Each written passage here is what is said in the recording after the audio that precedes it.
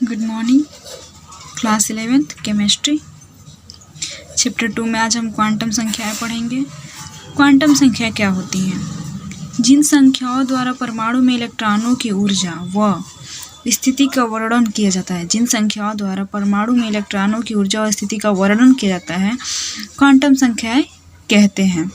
इसके लिए 4 क्वांटम संख्याओं की आवश्यकता होती है।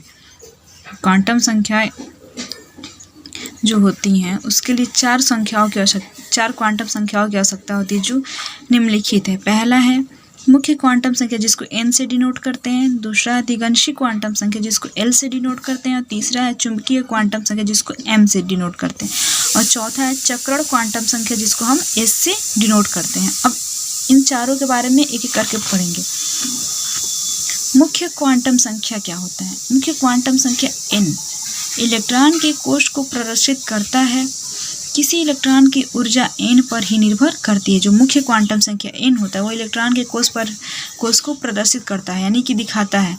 किसी इलेक्ट्रॉन की ऊर्जा n पर ही निर्भर करती है। इसका मान 0 के अतिरिक्त कोई भी पूर्ण संख्या हो सकता है। n का मान कोश के आकार को निर्धारित करता है। जो n का मान होता है वो कोश के आकार को निर्धारित करता है। दूसरा देखते हैं दिगंशी क्वांटम संख्या यानी कि l। दिगंशी क्वांटम संख्या l इलेक्ट्रॉन के उपकोष को प्रदर्शित करता है। l का मान n के मान पर निर्भर करता है। जो l का मान होता है वो n के मान पर ही डिपेंड रहता है। इसका मान किसी भी n के लिए 0 से लेकर n-1 तक होता है। जो दिगंशी क्वांटम संख्या का जो मान होगा वो n के लिए 0 से लेकर n-1 तक होगा।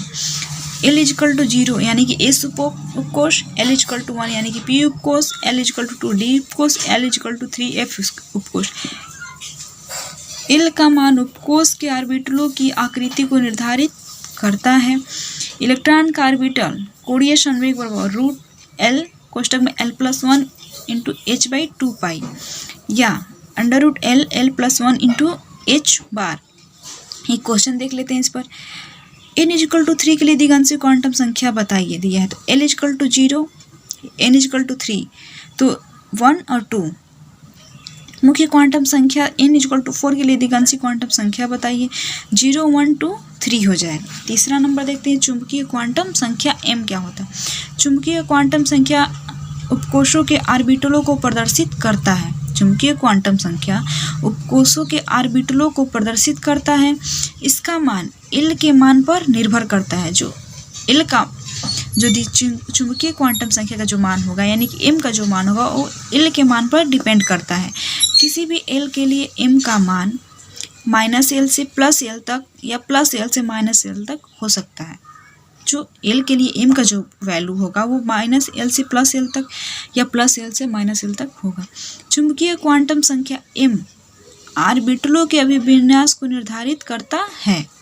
चुंबकीय क्वांटम संख्या जो m होता है वो ऑर्बिटलों के अभिविन्यास को निर्धारित करता है। दिगंशी क्वांटम संख्या L = 4 के लिए कुल चुंबकीय क्वांटम संख्या के मान बताइए। L = 4 तब m बराबर -4, -3, -2, -1, 0, +1, +2, +3, +4। ठीक है, दिया है -L से +L तक या +L से -L तक, तो वैसे ही तो हम भी निकालेंगे ना। चक्रण क्वांटम संख्या इस क्या होता है? चक्रण क्वांटम संख्या इलेक्ट्रॉन के चक्रण की दिशा को प्रदर्शित करता है। जो चक्रण क्वांटम संख्या होता है वो इलेक्ट्रॉन के चक्रण की दिशा को प्रदर्शित करता है। किसी इलेक्ट्रॉन के चक्रण की दिशा क्लॉकवाइज या एंटी क्लॉकवाइज हो सकती है। जैसे घड़ी होता है वो क्लॉकवाइज भी चलता है और एंटी क्लॉकवाइज भी चलता है। तो जो इलेक्ट्रॉन के चक्रण की दिशा होगी वो भी क्लॉकवाइज और एंटी क्लॉकवाइज चलेगी। ठीक है, क्लॉकवाइज के दिशा के लिए s का मान +½ होगा और एंटी क्लॉकवाइज के लिए s का मान -½ होगा। ठीक है, क्वेश्चन देख लेते हैं। L = 2 के लिए सभी क्वांटम संख्याओं के मान निकाल लिए। सभी क्वांटम संख्या जो 4 क्वांटम संख्या होती है उन सब के लिए निकालना। As L N L M S होता है 2, L = 2 है 2, 0 S 0, ½ ± हो जाएगा। ठीक है, इसको देख लीजिए और समझ लीजिए। अगली वीडियो में हम अगले टॉपिक को पढ़ेंगे।